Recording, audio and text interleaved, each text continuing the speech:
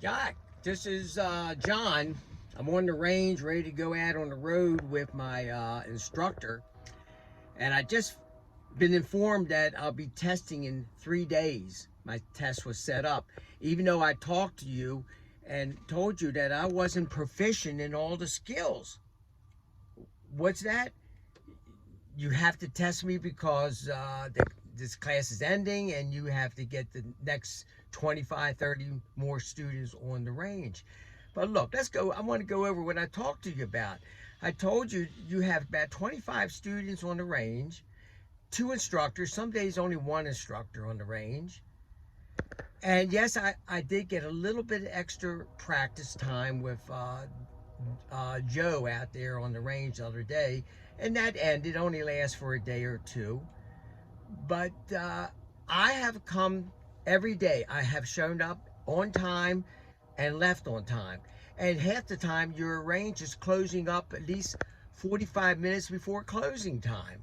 And half the time when I'm showing up 15, 20 minutes before the program starts, and the program doesn't start until maybe 45 minutes after the start time. All that time is being wasted. And then when I get on the road, I get 15, 20 minutes of drive time. Yes, I do understand that FMCSA doesn't have a minimum number of behind the road training required from CDL schools to train students. Well, I think that's horrible. That's pretty bad because 15, 20 minutes, I'm just getting warmed up. If I had extra time behind the wheel, I'll probably be pretty darn good on shifting. So that's not right. And why are you setting me up for a test and you know I'm not proficient? Okay. So the FMCSA doesn't have that word in there. You just self-certify that these students are going to be tested. And what about, can I see my paperwork? Which you don't have any of my paperwork? Yeah, because you haven't been doing any testing on the range. So you really don't know what students need help, what students need catching up. You don't know, do you? Huh? Oh. So just, but you're going to want my $5,000-$6,000 that I paid you, right? Yeah, I know you want that. So look, so the FMCSA doesn't, when you sign me up for a test, doesn't really show that or ask you to certify or say, put your name behind it that all these students are proficient in all skills. It's not there? Okay, so let me go over what that's wrong too.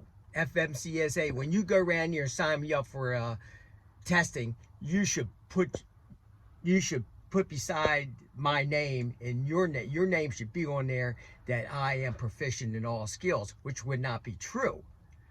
But the principles of the FMCSA still might hold true. So I might be you and I might be going into court, or I'm going to get a lawyer, and I might be going after you. So let me give you a little history of some of the principles of the FMCSA. The FMCSA requires CDL schools to certify that a student is proficient in all skills before taking the CDL test. I am not.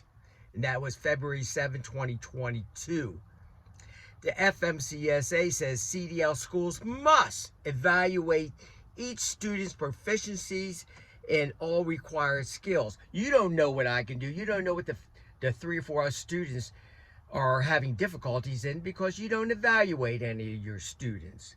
You must certify that the student is proficient in all skills before allowing them to take the CDL skills test. And you know darn well that 2 other students and myself are not proficient in all the skills.